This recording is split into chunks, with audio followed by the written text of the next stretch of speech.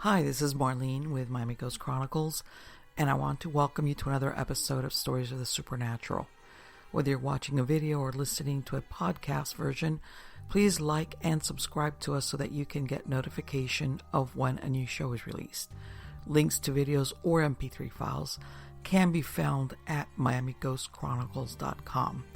You can also find information about my talk show appearances and any new book projects at marlenepardo.com, or go to Amazon and look up my author profile as Marlene Pardo Pellicer. I narrate several podcast series that can be found on major podcast platforms and also listened to via Alexa, Sonos, and other home systems. Look for Supernatural Storytime for scary storytelling, Nightshade Diary for classic horror and adventure stories, and of course Stories of the Supernatural for interviews with different guests as we talk about the mysteries of the unexplained. If you want to get noteworthy news about the paranormal world, true crime, conspiracy theories, and just about anything that is plain weird, you can visit Stranger Than Fiction Stories tab at miamighostchronicles.com. I want to thank you for being part of my audience, and I think you are all wonderful. Legends of the Lighthouse. The Jupiter Inlet Lighthouse sits on a piece of land replete with history and colorful legends. It was completed in 1860. Thousands of visitors have crossed its threshold through the years, and many of them have reported hearing strange noises and feeling cold spots while climbing the 100-foot spiral staircase. Others felt hands touching their shoulders when there is no one behind them. The sandy beach near Jupiter Inlet has sheltered humans dating back at least 5,000 years. The Hobe and Jaega tribes carved canoes from the abundant cypress trees to fish the ocean and river. They traveled throughout South Florida and made their way to Lake Okeechobee using the river system. They built shell mounds, and archaeologists have found pottery and stone shell and bone tools. Their main village of Hobe sat directly across the inlet, and archaeologists discovered artifacts in the lighthouse grounds themselves. After the arrival of Europeans, they salvaged precious metals and goods from the ships that wrecked along the coast. They are believed to have died out or merged with other tribes in the 1700s. The following is a true story of what life was like during those years along the Florida coast. When Jonathan Dickinson was shipwrecked on Jupiter Island during a hurricane in 1696, he and his 23 shipmates encountered the Jaega from Hobe, who relieved them of their clothes and possessions. They were held hostage in the village for a few days until the Jaega allowed them to walk north along the beach, where they were met by the Santa Lucis of the St. Lucie River and the ice near present-day Fort Pierce. Early on, Dickinson learned that the Jaega, Santa Lucies, and A's hated the English, but feared the Spanish. It would be a death sentence if any of them spoke English, so they secretly delegated all communication with the tribes to Solomon Cresson, who spoke fluent Spanish. 5 members of the castaways died from exposure, but the rest made it to safety by trekking over 200 miles to the Spanish fort in St. Augustine. Jonathan Dickinson later became mayor of Philadelphia. In the 1760s, there was an attempt to establish a plantation on the north shore of Jupiter Inlet, but it failed when Sir George Grenville died in 1770. Fragments of British pottery have been found around the lighthouse. In the early 19th century, the U.S. Army established Fort Jupiter west of the lighthouse to aid in the battles fought in the Second and Third Seminole Wars. Soldiers stationed there suffered from what they dubbed Jupiter fever, believed to be a form of malaria. In 1849, Lieutenant Robert E. Lee surveyed the area for potential military use but found the inlet too shallow. In the 1850s, Jupiter Inlet stretched away with no warning lights for approaching boats. Lighthouses already shone from Cape Canaveral and Hillsborough Inlet. 3 years later, a tall sand dune was chosen as the building site for a lighthouse. In 1855, just as construction on the tower had started, a group of careless surveyors in the Everglades destroyed the prized banana plants of Chief Billy Bowlegs, touching off the Third Seminole War. In 1859, a two-story house was built for the head keeper and the assistants near the base of the lighthouse. It was constructed of coquina, and a well was dug inside so the occupants would not have to leave in case there was more trouble with the Indians. The 108-foot structure, the adjacent oil house and keeper's house were completed in less than a year, and light from the tower first shone out on July 10, 1860. During the Civil War, those sympathetic to the Southern armies disabled the light and it became inactive. Smugglers and blockade runners for the Confederacy used the site to hide from Union gunboats. A yellow fever outbreak forced the USS James L. Davis to abandon blockade duty off the Jupiter Inlet. It was not until 5 years later that the light in the tower was relit. Captain James A. Armour recovered the missing light in a palmetto hammock near Lake Worth Creek. In 1866, he was appointed an assistant keeper at the lighthouse, and the following year, he brought his bride, Almeda Carlyle, to live there. Together, they had 8 children. The eldest, Catherine, went on to marry Joe Wells, and they lived there with their children. Starting in 1869, James Armour served as a head keeper for 40 years. Until 1939, more than 70 different keepers served there until it merged with the Coast Guard. It was automated in 1987. The following is a story about a modern encounter with something that chooses to haunt the tower. When my friends planned a weekend trip to see the one in Jupiter, the lighthouse that is, I was actually pretty excited. We found a nearby campsite the night before and spent the night partying. None of us were feeling especially well the next morning when we set out to see the lighthouse. I felt sick when we arrived, so I told my friends to start the climb without me, and that I would catch up with them in a bit. They opened a large metal door and began to climb up Jupiter's long flight of stairs. I finally started to feel like myself when I heard my friends' voices grow loud within the lighthouse. Their footsteps grew loud too and suddenly picked up their pace. I could tell that something was wrong. They came tumbling out by the time I reached the door. Each of them looked a bit pale and were out of breath. "What's with you guys?" I asked, looking from one frightened face to the next. "I think there's something up there," my friend Monica whispered. "What do you mean?" "She means that we felt a presence," supplied Mary, another friend. I looked at them all and laughed my butt off. "As in you think it's haunted?" I scoffed. "It's an ancient lighthouse, you guys. It's going to be noisy, especially on a windy day like this." "Okay, then you go up there," snapped Monica. So I did.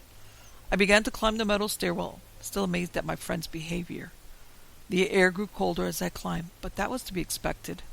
My stomach was in knots, but that was also not surprising. I had almost reached the top when an apparition formed 3 steps above me. A tall figure formed out of white mist, and within seconds I could make out 2 dark eye sockets and a gaping mouth, but the lower half of its body remained a white mass. He reached a bony hand to grab me when I fainted and started to fall down the stairs. When I woke up, my friends were gathered around me. My experience was so frightening at Jupiter that I haven't been to another lighthouse since.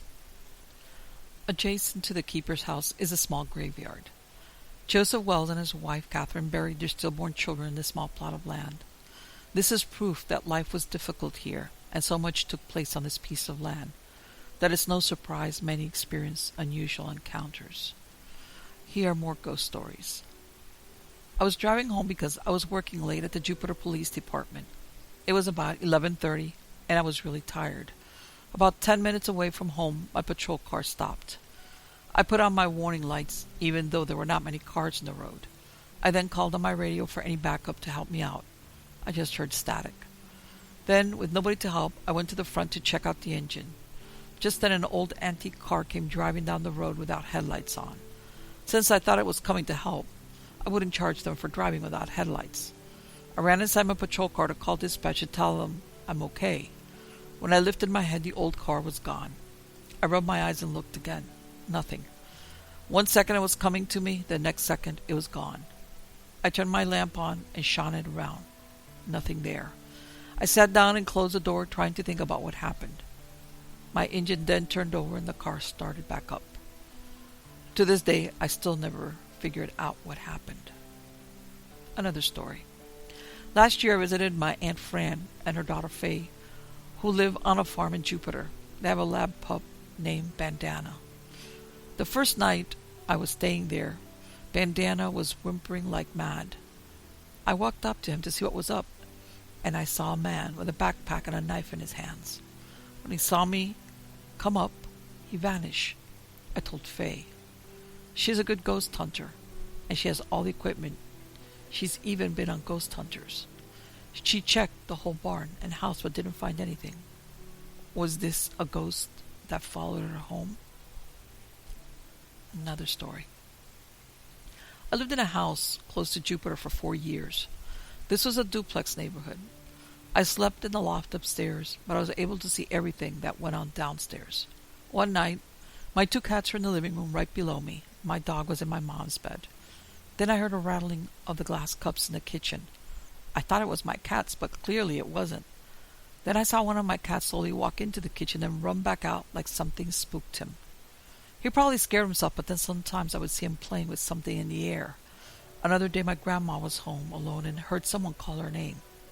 She yelled out hello and quickly called my mom, who was cleaning the house next door, crying because she was scared. Then I started to take pictures with my friend one day because we were bored, and in my camera I saw little bubble-looking things. I showed my mom, and she said those were orbs. We all were freaking out. We asked the neighbor across the street if anything had happened, and he said a 21-year-old killed himself over his girlfriend who broke up with him. He said that it happened in my mom's room. If you looked, you'd see a cutout on the carpet where the blood was at. I was so scared because I have a fear of spirits and stuff like that. That was when I had a dream of a 21-year-old boy, and he said he needed me to find his girlfriend in order to pass on. In my dream, on the door of my grandma's room, there was a picture of his girlfriend, and he smiled as she stepped out, and they went up to the light together. After that, we never heard or saw anything again. Another story.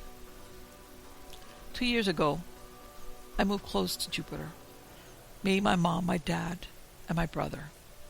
One day, I was in my room watching TV, and then I heard my mom say to me, "James, turn off the TV. It's time to go to bed." I said, "Okay, Mom." I was going to turn off the TV, and it turned off by itself. So I turned it on again. It turned off by itself. I ran to my mom and told her that this house is haunted. She didn't believe me. I was scared to go to sleep, but I was so tired I finally did. At 12 a.m., I woke up to go to the bathroom. I saw the light turn on by itself. I was like, this house is really haunted. So I went back to my room. When I was in the room, I did not see my pillow. I thought to myself, I'm really confused. Then I heard a voice that said, "I got your pillow. If you want it, come and get it." I asked, "Who's that?" The ghost said, "It's me, your friend."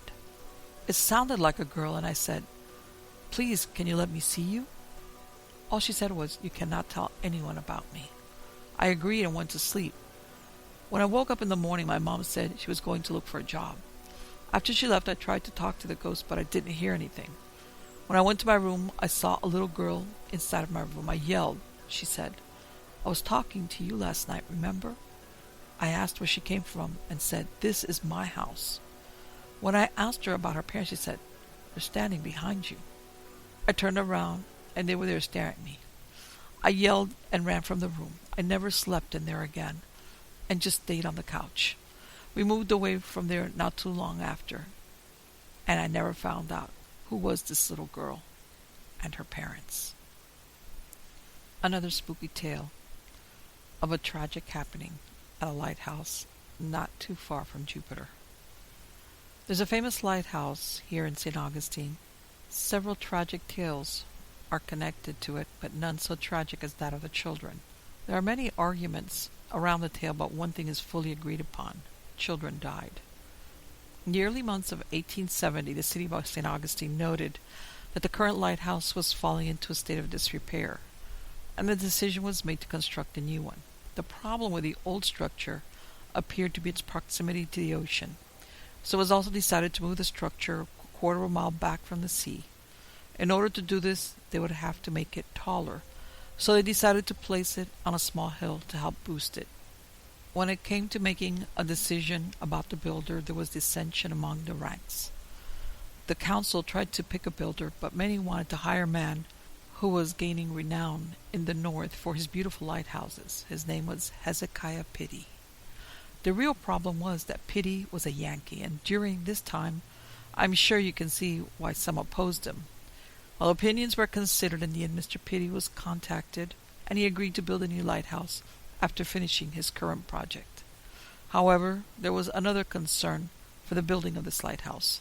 When making the decision to move the structure, they needed to consider the transport of materials from the ships at sea to the site itself. A brilliant idea, accepted by all, was to build a simple rail system, similar to that of a mine cart. Load building materials into the cart, push it to the top of the hill. This seemed like a fast and efficient solution. The plan was set, the tracks were laid, and workers were hired. Hezekiah arrived in June of that year, bringing with him his wife, 4 daughters, and 1 son. These children quickly fell in love with their new home by the sea and made many friends in the area, especially the children of their father's workers. Those children would often come to the island to spend the day playing with the Pity children. Hezekiah's children invented many fun games to entertain the new friends, but the most popular by far was the roller coaster. The children would wait for the men to finish using the rail cart, and then they would run down to the ocean, push this to the top of the hill, hop into it, and ride it, squealing in delight down to the sea. Set up for the ease of the men, the cart had been fixed with a large stopping block at the end, so that when it hit this block, it would not careen into the ocean. 3 long years passed. The tower grew higher and higher. I'm sure you can imagine the workers became quite accustomed to hearing the cart full of children fly down the rails. They knew the shrieks, shouts, and laughter very well. On July 10, 1873, everything they knew would be blown apart. It was a hot summer day, but usual for Florida. The men worked diligently. The children played out below. The cart was left at the top of the hill this day, and when the children found it there, they giggled and jumped aboard. The cart began its mad dash, and the children screamed. The cart neared the open water, and panic arose. Screams of joy quickly became those of terror. The workers heard this change. They looked up from their labor and watched, wide-eyed, as the cart flew off its track and landed in the sea, flipping over, trapping the children below the water. The men dropped their tools and climbed down as fast as they were able. They ran the 1/4 mile to the sea, and working together, they lifted the heavy cart off the children. Relief as the lifted cart revealed Hezekiah's son, his youngest daughter, were alive.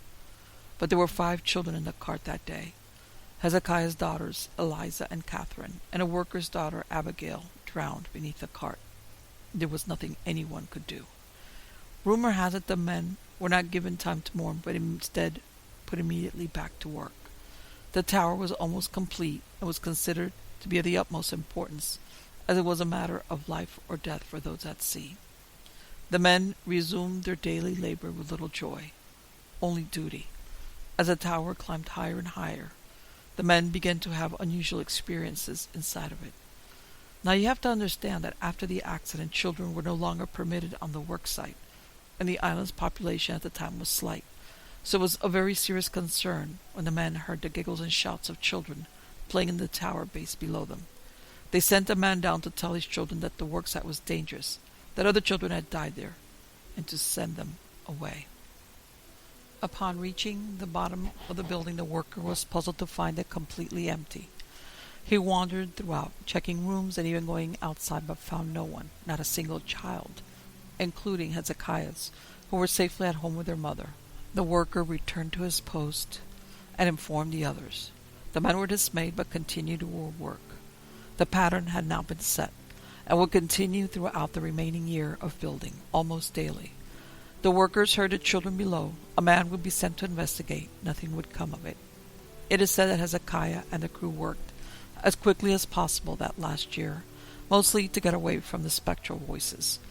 The crew did approach their boss with their experiences, but only once. Mr. Pity met their concern with sad disdain, shaking his head in disgust and walking away. He didn't believe in spirits, and what could he do about them at any rate? The tower was finished in 1874, less than a year after the accident. The workers were sent off to new jobs, and Hezekiah packed up his son and returned north. His wife and two remaining daughters did not accompany him. While Mr. Pitty was not a believer, the women in the family were. Taking jobs as groundskeepers, the women were allowed to stay in their home, where they felt the spirits of the lost girls still lingered. Little is known of the remaining daughters, as name changes are given for ladies, but the wife remained in the family cottage on the grounds until her own death several years later. The mystery of the Island Moor Lighthouse. On the 26th of December 1900, a small ship made its way to the Flannan Islands in the Outer Hebrides. Its destination was the lighthouse named Island Moor, a remote island which, apart from the lighthouse keepers, was completely uninhabited. The island had always sparked people's interest. It was named after St. Flannan, a 6th century Irish bishop, who later became a saint. He built a chapel on the island, and for centuries shepherds used to bring over sheep to the island to graze, but would never stay the night, fearful of the spirits believed to haunt that remote spot. Captain James Harvey was in charge of the ship, which was also carrying Joseph Moore, a replacement lighthouse keeper. As the ship reached the landing platform, Captain Harvey was surprised not to see anyone waiting for them. He blew his horn and set up a warning flare. There was no response.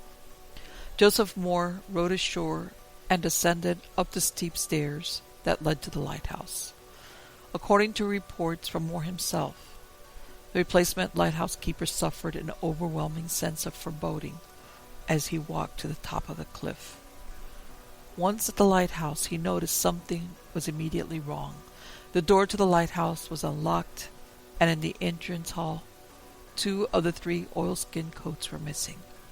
Moore continued into the kitchen, where he found half-eaten food in an overturned chair, almost as if someone had jumped from their seat in a hurry. To add to this peculiar scene, the kitchen clock had also stopped. Moore searched the rest of the lighthouse, but found no sign of any of the keepers.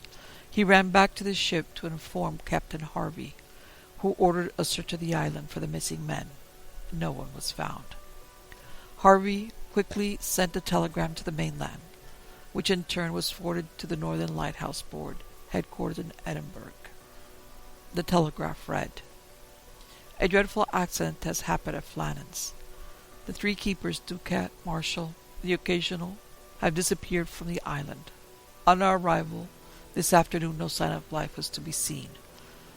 I fired a rocket, but as no response was made, managed to land Moore, who went up to the station but found no one there.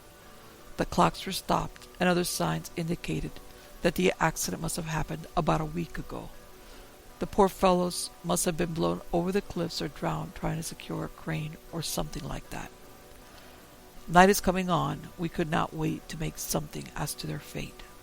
I have left Moore, MacDonald, Boymaster, and 2 seamen on the island to keep the light burning until you make other arrangements. Will not return to Oban until I hear from you. I have repeated this wire to Muirhead in case you are not at home. I will remain at the telegraph office tonight until it closes." A few days later, Robert Muirhead, the board superintendent, who both recruited and knew all 3 men personally, departed for the island to investigate. His investigation of the lighthouse found nothing over and above what Moore had already reported. That is, except for the lighthouse's log. Muirhead immediately noticed that the last few days of entries were unusual. On December 12th, Thomas Marshall, the second assistant, wrote of severe winds, the likes of which he had never seen before in 20 years. He also noticed that James Ducat, the principal keeper, had been very quiet, and that the third assistant, William MacArthur, was crying. What is strange about the final remark was that William MacArthur was a seasoned mariner, and was known on the Scottish mainland as a tough brawler. Why would he be crying about a storm? Log entries on December 13th stated that the storm was still raging, that all 3 men had been praying. But why would 3 experienced lighthouse keepers, safely situated on a brand new lighthouse that was 150 feet above sea level, be praying for a storm to stop? They should have been particularly safe. Even more peculiar is that there were no reported storms in the area on the 12th, 13th, and 14th of December. In fact, the weather was calm, and the storms that were to batter the island didn't hit until December 17th. The final log entry was made on December 15th.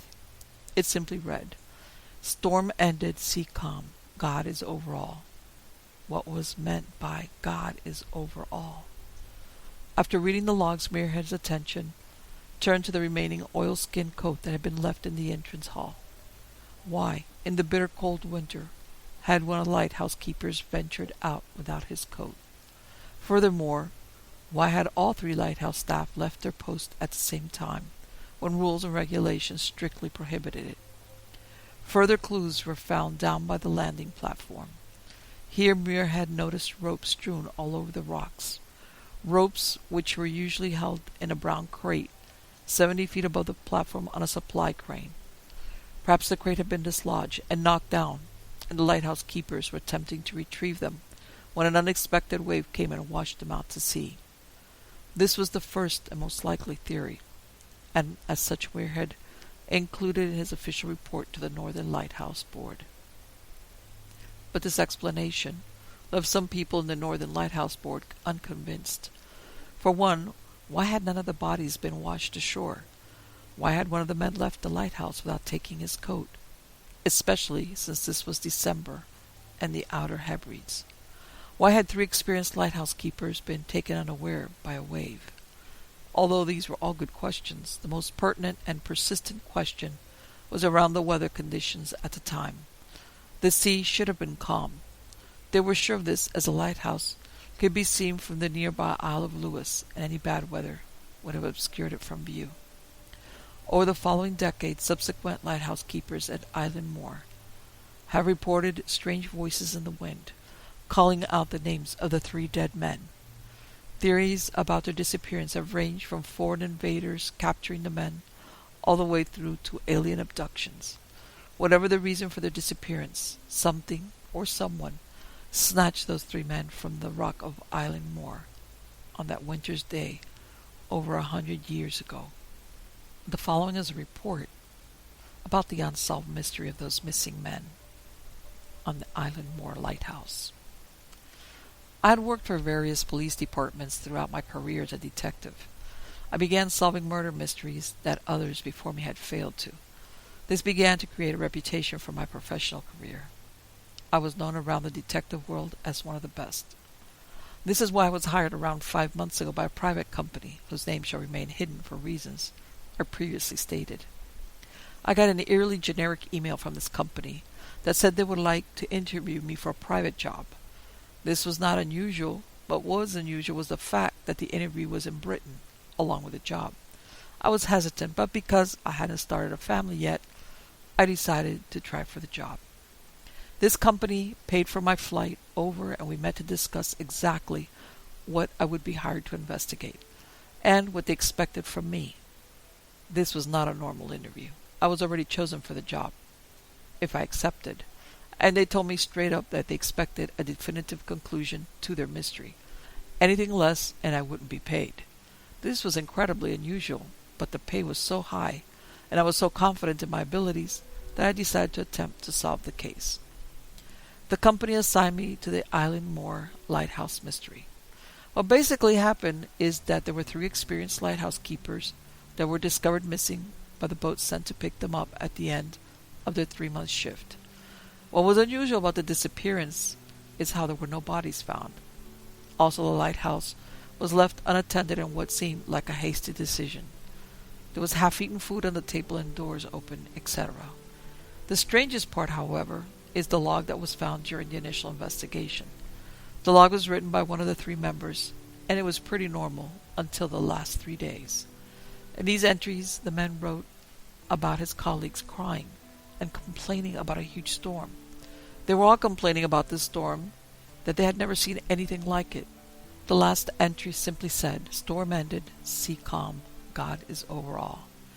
The scariest fact about this case is that there were no recorded storms in the area during the days the logs are written. Let me remind you, this actually happened. This isn't some made-up conspiracy. This is cold hard evidence. The event took place in the year 1900. I can't repeat it enough to myself that this actually happened. Investigating this case, I've learned one thing.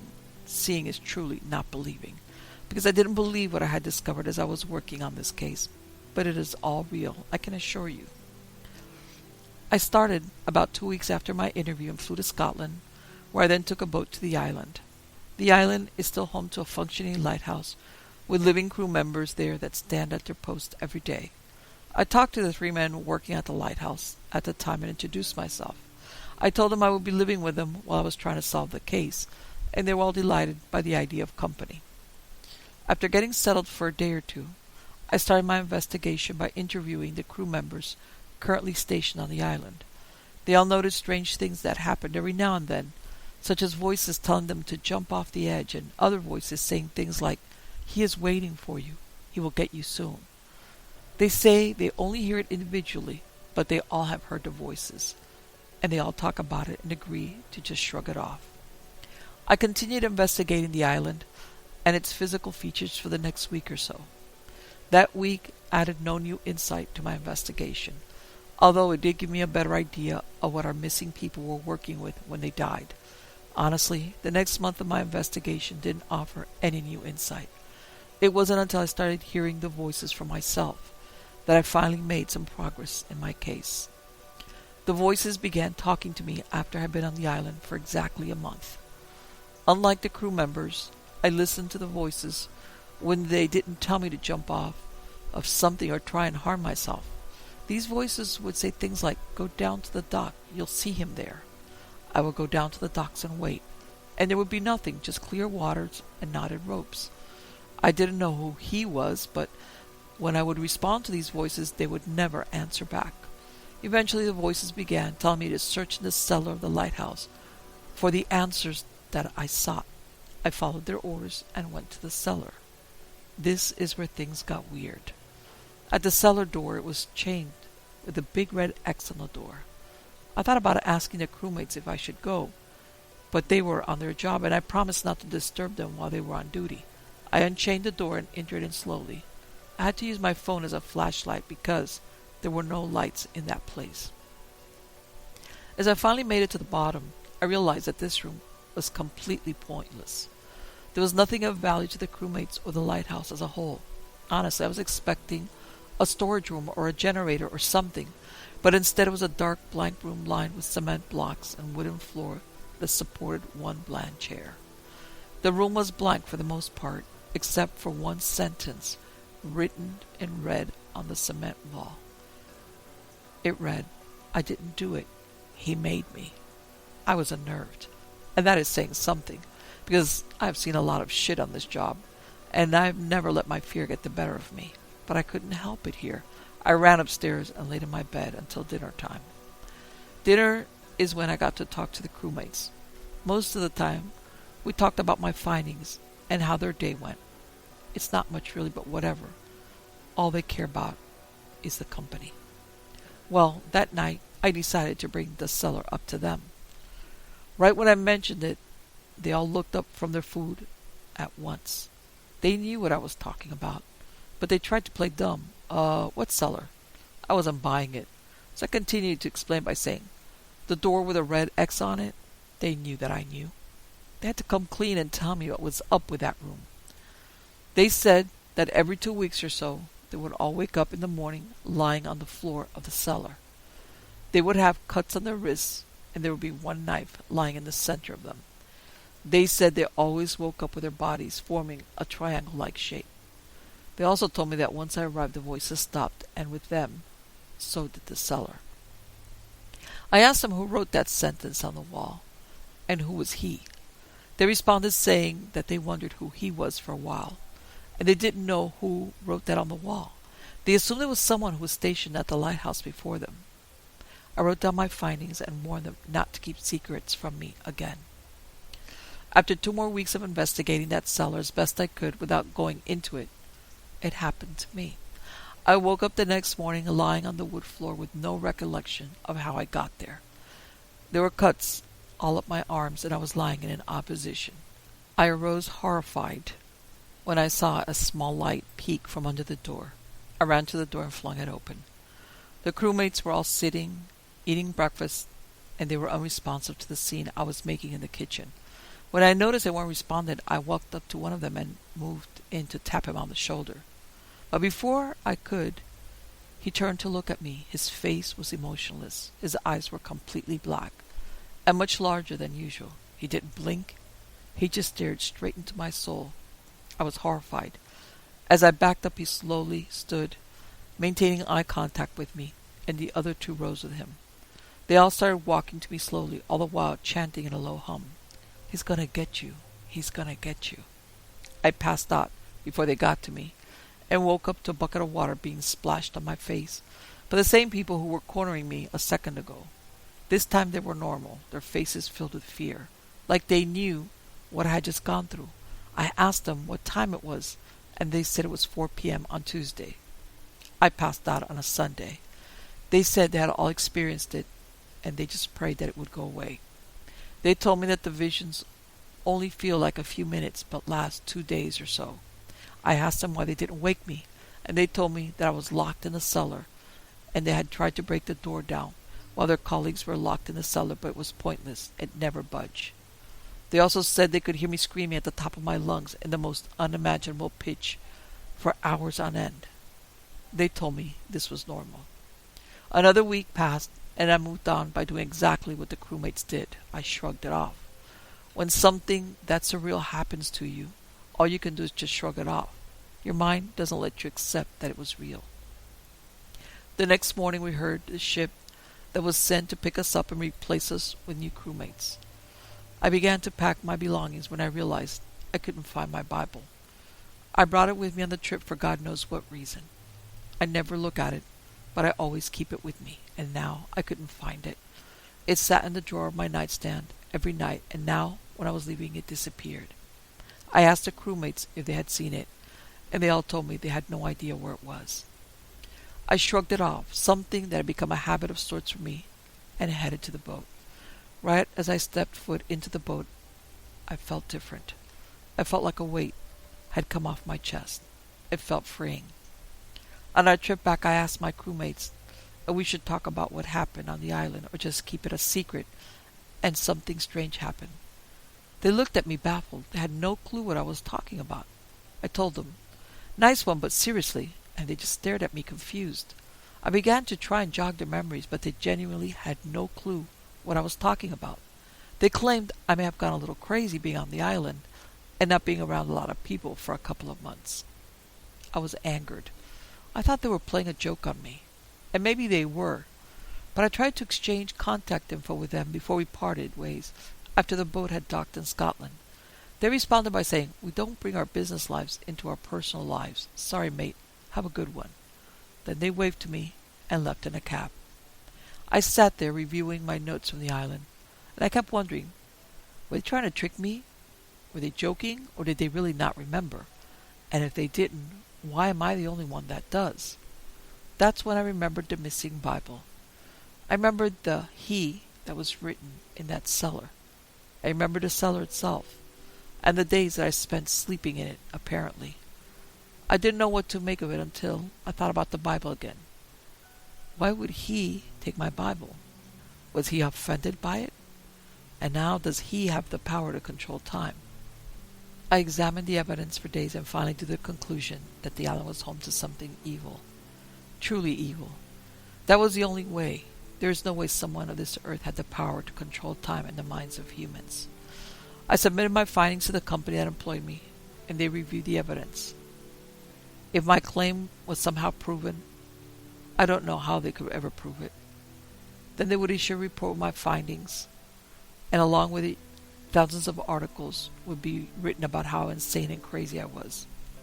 But what other explanation is there? Another lighthouse story. The trip to my mother's house is an arduous one.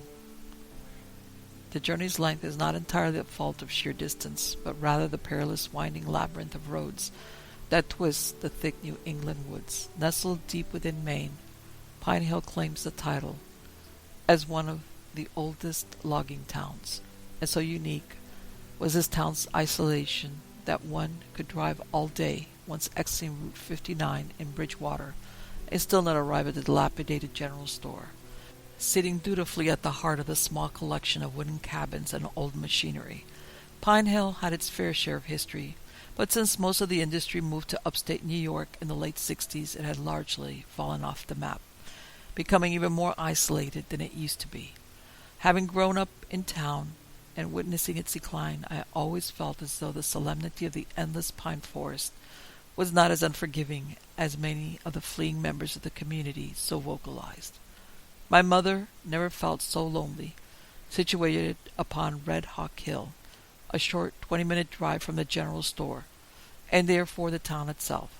When my father left her, she had told me in a fit of crying that he didn't just leave her, but the life they had built together in Pine Hill. And so, it was of great surprise to me that the day after Hurricane Sue had wiped out the last infrastructure of the small community, she had called me, her voice frail but resolute in her wish to finally leave the area and come live in Connecticut with my fiancé and me. I thought she'd die there. It was late August when Alice and I packed moving crates into the 1994 Honda. My father had left me and began the long road trip from our suburban stronghold in North Connecticut. I knew, of course, she didn't want to do this. She didn't want to lose a weekend to chores. But she came all the same, never once complaining about my mother or the musky smell of her deteriorating home. I loved her for this and many reasons. She had wanted an autumn wedding, and I wanted to please her in any way I could. When I had asked her to marry me earlier that year, I told her that she was the most fascinating and special person in my life, and without her I would fade away. She jumped into my arms and kissed me so hard I could still feel the blood pounding in her lips. The first leg of the trip ended quickly, with me in the driver's seat as the concrete playgrounds of the more densely populated areas slowly crept away from the highway and were replaced with large expanses of wheat and grass, highlighted by the occasional cow. It was midday, and the sun beat down on the green pastures in ways that brought great waves of heat to my attention. When we finally veered away from Route 59, it was late afternoon, and our trip was only half over. Before we knew we were driving underneath the boughs of countless pines, the green mass of branches obscuring the soft pink hue of the sunset. The automatic headlights came on, and the station we had turned in left range. A deep silence grew between my fiancé and me. When driving through the woods at night, one mind starts to wander. The headlights of the car interact with the matrix of tree trunks in ways to assist the jumps in conclusion, so typical of the dark. In your mind's eye, a simple bush or knot becomes a face. Someone unaccustomed to the woods can suffer this in the most extreme fashion. The headlights carved swaths of visibility into the utter darkness of the woods, like two spotlights endlessly searching. In these illuminated parts your eyes can utter indescribable things, but only for a moment. For the next, there is a new area under scrutiny, and the things that were seen previously have all but faded into memory and the pines. My fiancé broke the silence with a slight gasp. Not one that was forced, but a gasp of an involuntary nature. What was that? Did you see that? Her voice lacked the surefire confidence it normally exuded, and it perturbed me. It was frail and worried. I could only play it off casually, but so queer was this reaction from her, I instantly knew something was amiss. A deer? No, not a deer. It was like a dog. It looked right at me. Not a dog, but a person? The woods has an unforgiving nature to those unfamiliar. Babe, a coyote or a wolf, I promise. I know what a coyote looks like. I know what they are. What that was, it wasn't either. I consciously loosened my grip on the steering wheel. It was sweaty. This drive always has me seeing things. It's been a long day. Take a nap. When you wake up, we'll be there. Out of the corner of my eye, I could see her face, the face of the woods. I remembered this drive. The acceleration of each turn was calming to some degree, and even the stress emanating from Alice's now curled-up body began to subside. It was hypnotizing, the weight of the steering wheel and the response of the pedal. So hypnotizing, in fact, that when my eyes fell upon the milky white orbs of the woods, I could barely register. Eye contact is something innate. Every human comes hardwired with the understanding that eye contact is an intimate experience shared between two conscious beings. A split second can feel like an hour-long argument or night of romance, even an inside joke. The eye contact I felt with this creature was, for lack of better words, violating. It took the trust and mutual understanding of gazing into someone's thoughts and turned it into an assault. An assault on my core ideology, an attack on not who I was, but who I wanted to be. There was a horror in it, a horror that started outside my awareness. And by the time I understood what was going on, I was screaming, yelling without purpose. I had taken something from me, stolen something. What's happening? What's going on? It was there. I saw it there in the woods. I heaved and choked out the words. The car slowed to a crawl. The two spotlights illuminating the trees finally found their target. The coyote? No, that wasn't a coyote. I told her what I saw. The milky white eyes situated vertically over a wide, fleshy smile. An exaggerated human mouth drooling and foaming. It wasn't a dog, though it was a hyena. A hyena with eyes the size of ping-pong balls and the vertical flat face of a person. Its smile. The way it looked at me.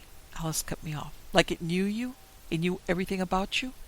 I started driving again. We sat in silence for a long while, neither of us knowing how to proceed in this situation. After that seemed like an interminable quiet. Alice cut the tension with her now ragged voice. How far is your mother's? 30 minutes now? It's hard to tell at night. We don't have a single landmark. The woods just seem to go on in perpetuity. Will it be safe there? What do we need to do? We need to talk about this, Martin. Well, we'll be safe there. There are neighbors and my mother. I trailed off, lost in thoughts of the white boxy teeth grinning at me. Your mother can't even move by herself. What the hell is she going to do? Listen to me, Alice. You and I both saw what we saw, but we still have no idea what it was or what it was capable of. For all we know, it was a man in a mask or a wild animal. Everything is going to be just fine. My words filled the empty car, lingering long after they dissipated. They didn't sound like me, though. They belonged to someone else, a liar. I'm going to put on the radio. Let's focus on something else. As I reached for the stereo, I forced an exhale, a long deep breath to let out all the tension and fear I had been building since Alice first saw the creature. And just as my brain lost oxygen and my mind focused on nothing, Alice screamed. A massive thud battered the top of the car. Oh, God! Oh, God! There was blood on the windshield. The brakes whined. Alice and I got out of the car still in shock. The surrounding forest was pitch black, the headlights of the car fixed on the road ahead, their beams of yellow luring countless insects into view. The front of the car was bent and bruised, blood coagulated on the bumper and windshield. Alice and I turned and looked behind us. A trail of blood tracked 15 feet behind and vanished. It's alive, Alice muttered. She stalked back to the car, a lighthouse piercing through the black void. All doubt had left me. All semblance of control was gone. I drove in a panic. Something was out there, hopefully curled up, dying. I accelerated into each turn, faster, faster. Almost in jest, Alice spoke. Is that you? Did you shit yourself? She was beyond all comprehension. Martin, did you shit yourself? No, I don't understand what you're getting at. Jesus, it smells like your mother's. Like shit and mildew. The cork was gone. My heartbeat pounded in my lips. I screamed at the woods. Crazy? Do you know what's crazy? How we failed this test. We have failed, and now you're still failing us. We need to stay calm. She looked at me with eyes on fire. Then she covered her mouth and nose with her shirt. Suddenly I smelled it too. The thought crossed my mind.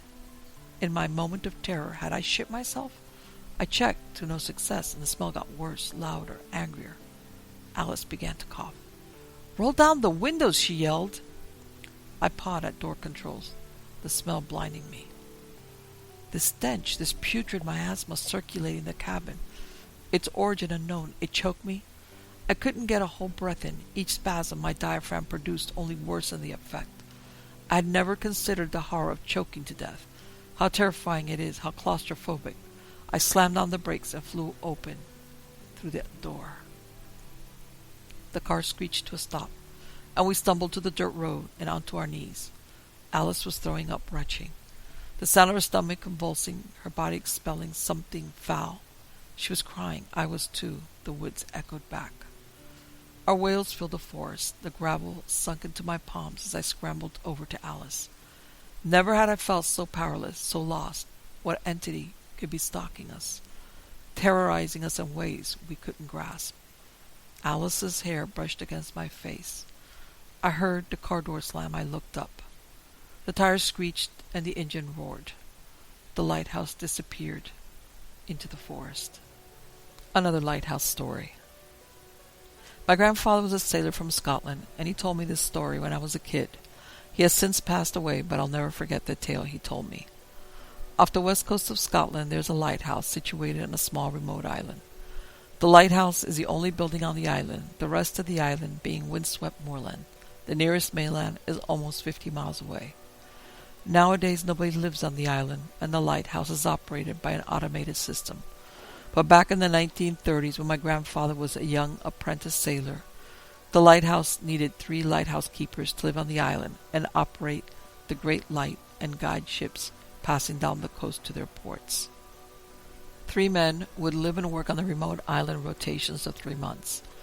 Our generation would find it hard to imagine stuck on a remote island with only 2 other men for company for months on end. No television, no internet, only books and conversation. Even though radio existed, the lighthouse board evidently couldn't spare the expense of a 2-way radio for the men to keep in touch with the outside world. 1930 Scotland was a poorer place than today. The light was powered by the time by paraffin gas. At that date, the light consumed 20 barrels a year. Every month, on the first Saturday of the month, a supply ship would sail from the mainland and dock at the lighthouse island, providing the men with fresh water, tinned food, paraffin for the light, and news from the outside world. My grandfather was a young apprentice sailor working on one of these supply ships. In spite of the obvious boredom, the men did not seem to mind their job. They were well paid, bearing in mind this was the height of the Great Depression, when employment reached 40% in Scotland, and they worked in rotations of 3 months. So after their contract was up, they would return and see their families, and the other team would take over. The biggest downside was the weather. The biting cold and the gale-force winds would often confine the men inside the lighthouse for days at a time, and if anything went wrong, there was no boat for the men to escape the island, and no way to send word to the outside world. My grandfather used to enjoy the monthly supply runs to Lighthouse Island. It broke up the monotony of his usual trips carrying goods between ports. The men were always delighted to see their guests. The men from the supply ship would be invited ashore and would join the keepers in the lighthouse's tiny canteen for a drink of whiskey, sometimes several. Even though my grandfather was in his mid-teens, he was allowed a whiskey or 2. It was a different time. December of 1934 began uneventfully. On the first Saturday of the month, the supply ship visited the remote lighthouse as usual and delivered their cargo. Nothing was untoward, and the men seemed to be in good spirits. The first record that something strange occurred was on December 15th, when a Norwegian ship sailing down the coast to Liverpool noticed that the light was not shining at the lighthouse. When they reached Liverpool, they reported to the port authorities, who made a record of it in the incidents log, but nothing else was done. Around December 22nd, a fishing vessel heading home due to increasingly stormy weather conditions noticed that the light was out at the lighthouse. When the fishing vessel arrived at Aberdeen, they reported it to the authorities. This time they took action. On Christmas Eve, a relief vessel was ordered to inspect conditions on the island, but could not sail due to inclement weather, so it had to turn back. They got sufficiently close to the island to notice the light was still out, but could not approach due to the dangerous waves. Being Christmas, the next relief vessel did not launch until December 27th. My grandfather was aboard this vessel. Several local men from the mainland had been drafted to help out on board in case there was an emergency. The weather was icy cold, windy, and with a raging sleet, but the men sailed anyway. When they approached the tiny island, it was late afternoon, and the light was fading already. They saw the lighthouse towering over the empty land, pitch black against the darkening sky. No light to be seen. They pulled up to the little dock and went ashore. The door to the lighthouse was open and swinging in the wind. Holding their lamps, my grandfather and the crew headed inside. All the gas lamps had gone out. The sailors quickly relit them to aid their search.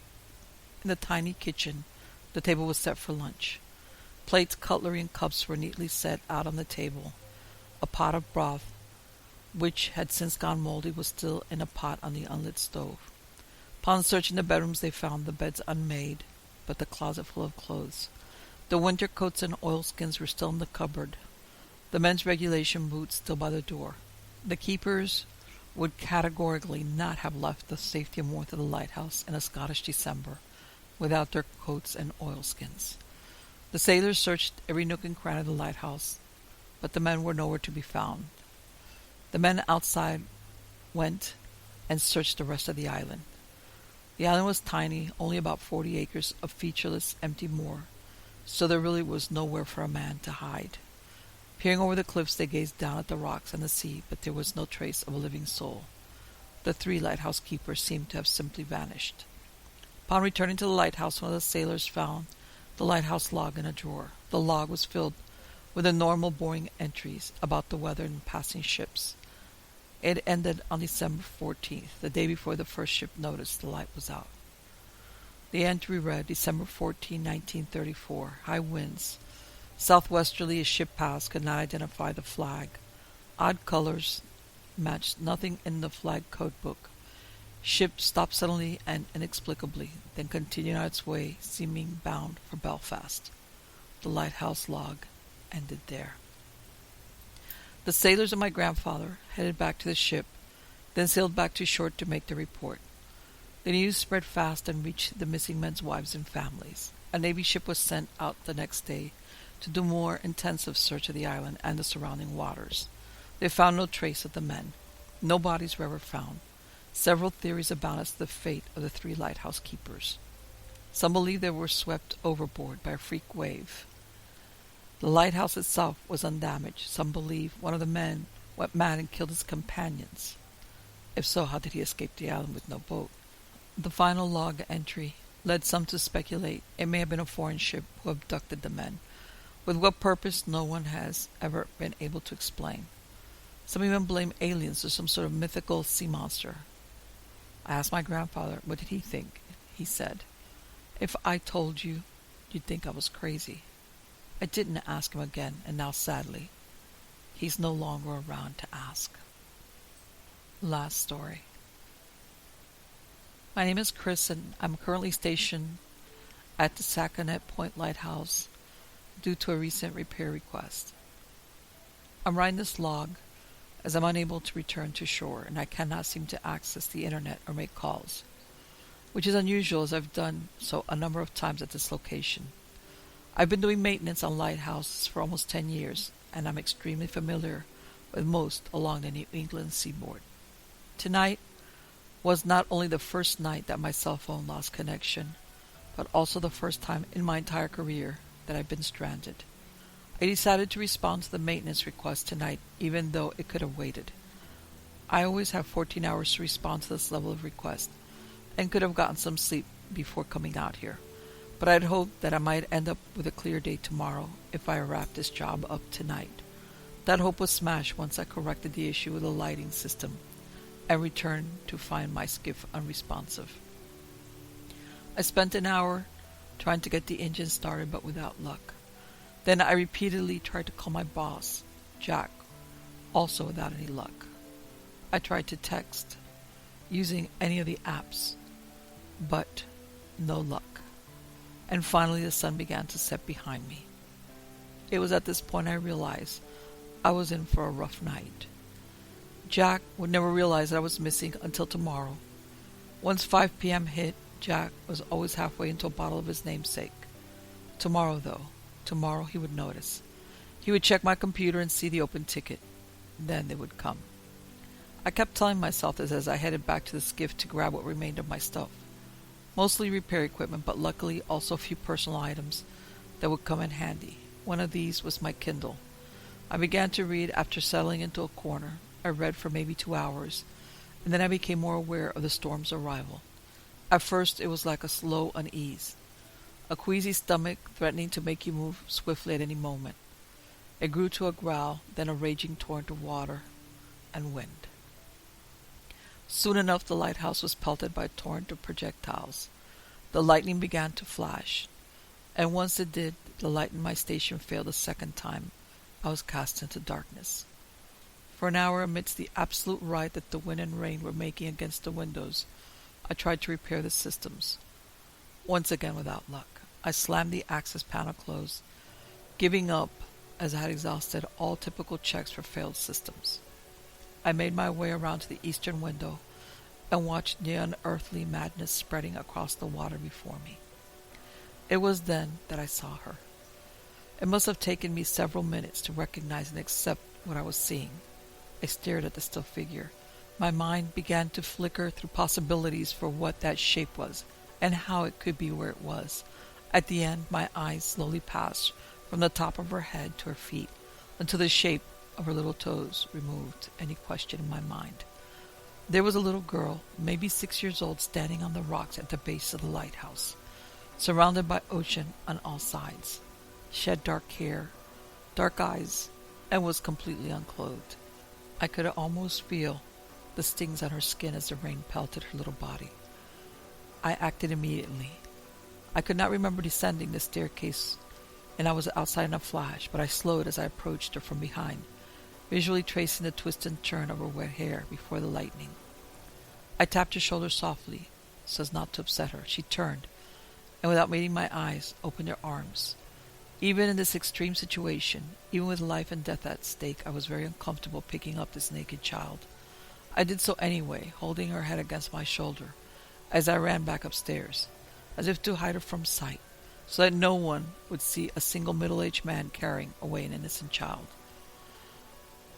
I felt only slightly better once I had her upstairs, wearing my t-shirt, socks, and flannel. Then it felt a bit more normal. It felt safe. She was cold, but seemed to be breathing normally. She appeared calm and wholly present. She was not shivering. I asked her to wiggle her fingers and toes, which made her giggle. All digits looked responsive and healthy. Then I asked her what her name was. She simply stared at me. The storm outside subsided and then returned even more forcefully. My head dropped from her gaze, unable to meet her eyes.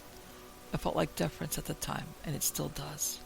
"Sweetie, what is your name?" I tried again, looking back up. Again she stared quietly, but then shot up as lightning struck violently to the east. "The storm!" she screamed with glee as she pressed her face against the windows. I gently urged her back from the window. I tried to ask her name again, and ask her how she'd gotten there. I asked if she had been on the boat today. Had she been swimming? Anything I could think of. She shared nothing. She only stared quietly, at some point at the windows, exclaiming, "Storm! The storm!" I tried to explain to her that we would have to sleep here tonight, and that tomorrow I would take her home. She seemed to understand. I did my best to soften the floor with my sweatshirt, and we used the space blanket in my emergency kit to keep us warm. Somehow, even with the hard floor punishing my hips and the cold from the concrete leaching into my side, I fell deeply asleep very quickly after I heard the little girl's breathing change. I dreamt of thunder, thunder that could topple stone walls, thunder that could wipe out suburban homes from their roots, and lightning, lightning that scorched the earth for miles, that would turn animals from their burrows in flames, hail that would tear flesh and freeze the breath right from your lungs. I woke, gasping for air. The room was glowing softly from the aftermath of a recent lightning flash, and I could see immediately that she was gone. She had been against my chest, with my arm over her to keep her warm, and now she was nowhere to be seen. And there was nowhere she could possibly be. I shot up and peered through the window to see her right back where I had found her. This time she was clothed in my now soaked shirt. This time she was moving, her little hand extended before her, making scooping motions towards her chin. She was beckoning something or someone. My eyes raised and my head turned to see what she was calling. There was a Coast Guard cutter absolutely cruising towards us. Looking back, I think perhaps it was cruising to her, not us. But in that moment I saw rescue. I saw warm blankets in a hotel. I saw the hamburger and fries that I had so sorely wanted for dinner. I watched as those hopes were dashed. They were dashed as the cutter failed to slow an approach. When it tore a solid third of its hull against the rocks to the northwest of East Island, I watched in shock as the lights at the tip of the mast dipped and were then submerged. It happened so fast. One moment I thought I'd seen a flashlight on deck, and the next there was nothing. Nothing left. I won't say that I snapped. I didn't. There was no violent reaction, no anger or blindness, but something did happen at that moment. I felt it. I think I even heard it. On autopilot, I walked down the stairs sullen and sure. I carefully navigated the wet rocks until I reached her once again from behind. I stopped. I did not reach out. "Who are you?" I asked, this time with an unacceptable level of acceptance. She turned towards me. The lightning flashed behind her. The thunder shook her little toes, and her eyes met mine. "I told you. I am the storm," she smiled.